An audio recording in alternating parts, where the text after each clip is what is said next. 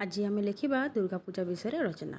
ଉପକ୍ରମ ହିନ୍ଦୁମାନଙ୍କର 12 ମାସରେ 13 ପର୍ବ, ତାହା ମଧ୍ୟରେ ଦୁର୍ଗା ପୂଜା ଅନ୍ୟତମ।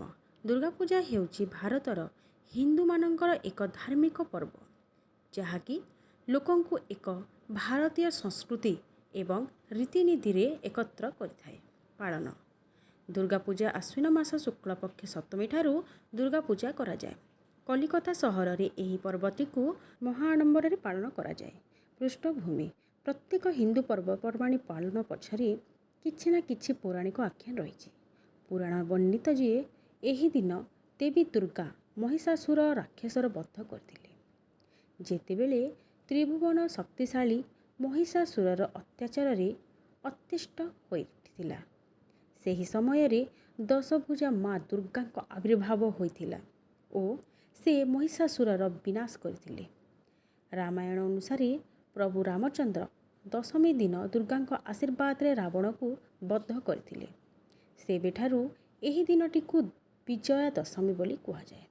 ସାଜସଜ୍ଜା ଦଶହରା ପୂଜା ମହାଆଡ଼ମ୍ବରରେ ପାଳିତ ହୁଏ। ବିଭିନ୍ନ ସ୍ଥାନରେ ଦେବୀଙ୍କୁ ସୁନ୍ଦର ରୂପରେ ଦେଖିବାକୁ ମିଳେ।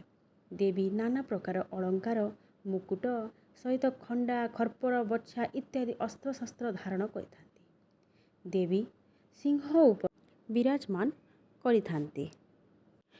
ଦେବୀଙ୍କ ଦୁଇ ପାର୍ଶ୍ୱରେ ମା ଲକ୍ଷ୍ମୀ, ସରସ୍ୱତୀ ଏବଂ ପ୍ରଭୁ ଗଣେଶ ଆଦି ମୂର୍ତ୍ତି ଶୋଭା ପାଆନ୍ତି। ତଳେ ମହିଷାସୁରର ଭୟଙ୍କର ମୂର୍ତ୍ତି ଥାଏ। ଏଥିସହିତ ପୂଜା ମଣ୍ଡପ ଗୁଡ଼ିକ ଫୁଲ, ସୋଲ କାରୁକାର୍ଯ୍ୟ ଏବଂ ଚିକ୍ ଚିକ୍ ମିକ୍ ମିକ୍ ଆଲୋକ ମାଳାରେ ସୁସଜ୍ଜିତ ହୋଇଥାଏ। ପୂଜାବିଧି କିପରି ହୋଇଥାଏ? ପବିତ୍ର ମହାଳୟାଠାରୁ ହିଁ ଦୁର୍ଗା ପୂଜା ଆରମ୍ଭ ହୋଇଥାଏ। ଏହି ଦିନ ମା ଦୁର୍ଗା ଧରାପୃଷ୍ଠରେ ଅବତୀର୍ଣ୍ଣ ହୋଇଥିଲେ।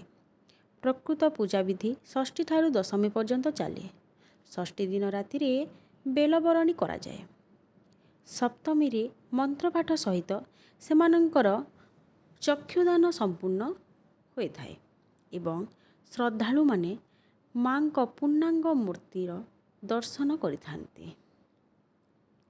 ଅଷ୍ଟମୀ ଓ ନବମୀରେ ମଧ୍ୟ ଧୂପ, ଦୀପ, ନୈବେଦ୍ୟ ଅର୍ପଣ କରି ପୂଜାର୍ଚ୍ଚନା କରାଯାଏ।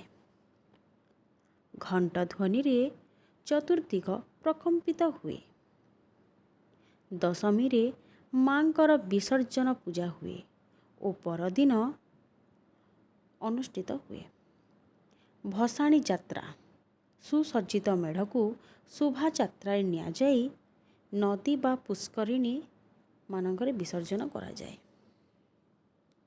ଏବେ ଲେଖିବା ଶେଷ କଥା। ଅନ୍ୟାୟ, ଅନୀତି, ଅତ୍ୟାଚାର ବିନାଶ କରି ସତ୍ୟ ଧର୍ମ ପ୍ରତିଷ୍ଠାର ପ୍ରତୀକ ରୂପରେ ଦୁର୍ଗା ପୂଜା ପାଳନ କରାଯାଏ। ଏଥିପାଇଁ ରାବଣ ପୋଡ଼ିର ମଧ୍ୟ ଆୟୋଜନ ହୋଇଥାଏ। ସମସ୍ତ ପୁର, ପଲ୍ଲୀ, ସହର, ଜାତି, ଧର୍ମ ନିର୍ବିଶେଷରେ ଦେବୀଙ୍କ ଆଗମନକୁ ଆନନ୍ଦ ଉଲ୍ଲାସର ସହିତ ପାଳନ କରିଥାନ୍ତି।